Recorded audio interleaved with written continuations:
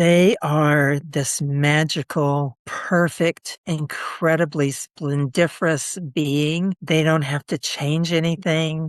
They don't have to do anything, fix anything, learn anything. They just need to be the magic that they are. Welcome to She Coaches Coaches, the podcast where we have thoughtful, honest conversations about what it really takes to build a thriving coaching business. I'm your host, Candy Motzek, and before building my business, I spent years as a senior corporate leader.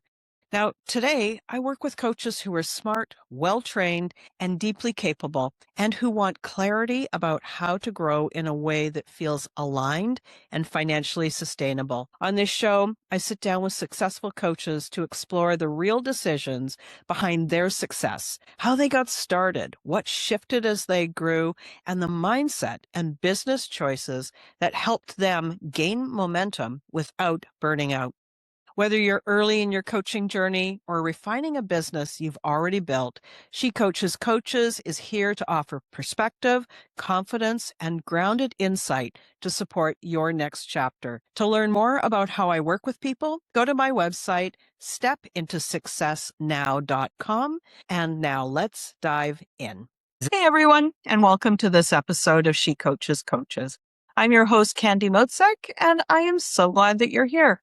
I am welcoming a new guest today. Her name is Jane Cooke, and she is the Chief Confidence Catalyst, an international bestselling author, energy guide, and retired learning and development professional who blends science, spirit, and soulful strategy. She's certified in hypnotherapy, mindfulness, life coaching, and crystal and sound therapy, and she empowers plus-size women to step boldly into leadership, confidence, and joy.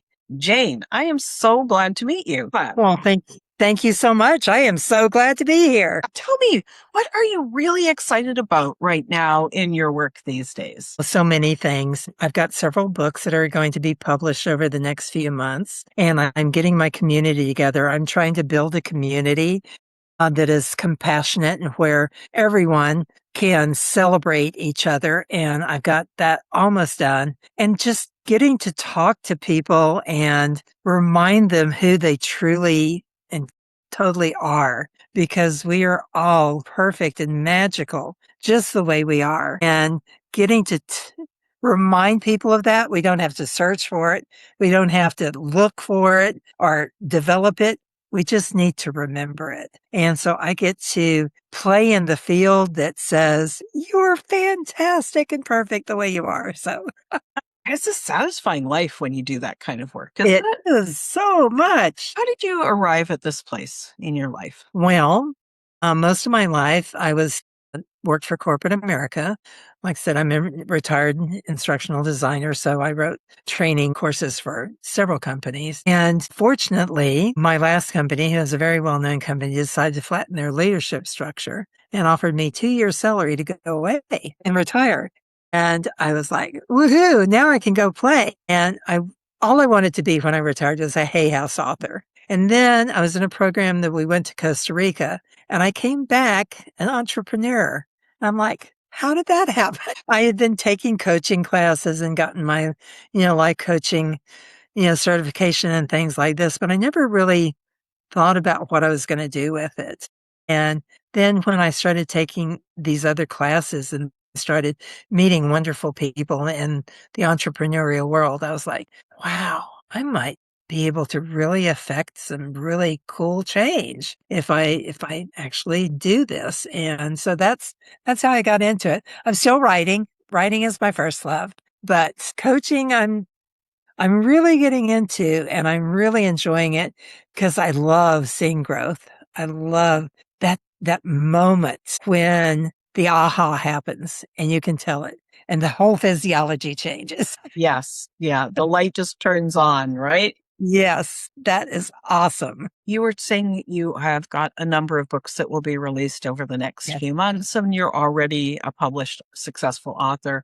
Yeah. What kind of books do you write? Most of them have been anthologies so far. I've written 2 with my sound therapy people, and they're all on Amazon. You can see that. And I've just gotten involved with iNetpreneur, and they have a whole series of books Connections, the Art of Connection books.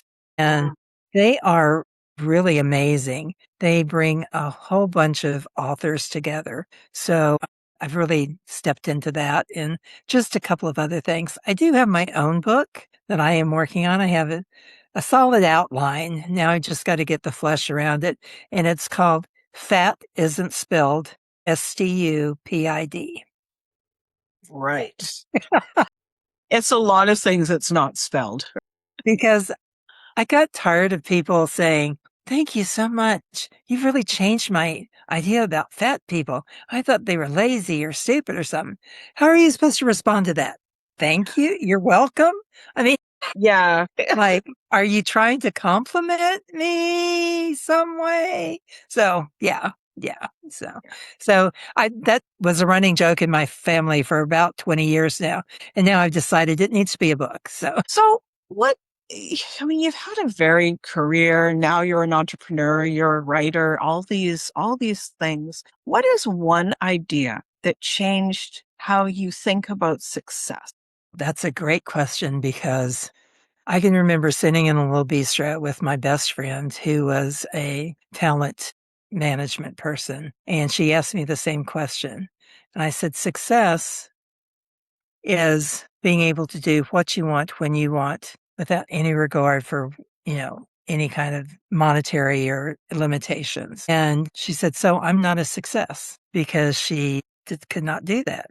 And I was like, well, by that definition, no. And it really, really affected our friendship. And I had to really sit with that because I loved her to pieces. And I did feel like she was a success. I mean, she was running her own business and she was doing amazing work. So I think I've changed mine. Now, a success is the small things. Success is getting out of bed in the morning. Success is doing a podcast when you're afraid. Success is actually taking a deep look inside yourself and admitting that you're much more than you're being right now. So success is when you can really stop and notice that you've grown. So much. There's so much depth there. So looking ahead over the next year, what is something meaningful that you would really love to accomplish? Over the next year, I am building a community for anyone who wants. So we mentioned, I've served plus size female leaders, but I let the plus size and the leadership tags be self-identified because I have learned that most of the leaders I know do not have the title. And some of the people I know who wear size 6 think they're overweight. So I am letting both of those identifiers be self-identified. I want to build a community of mostly women. Men are, if they want to join, that's fine. That celebrates each other, where we can be vulnerable with each other, where we can admit our deepest hopes and dreams and celebrate our biggest joys and celebrations and support each other in knowing that we are these priceless, amazing, unique, magical beings. And we can see that in ourselves and in each other. And I hope to have at least 10,000 people in this community when I'm done. It is not up yet. I have some bare bones that I'm working on. But I hope by the end of the year, I'll have at least 1,000 in it. And that's my big 1-year goal. My 2-year goal, no, you didn't ask about it, but I'm curious. Yeah.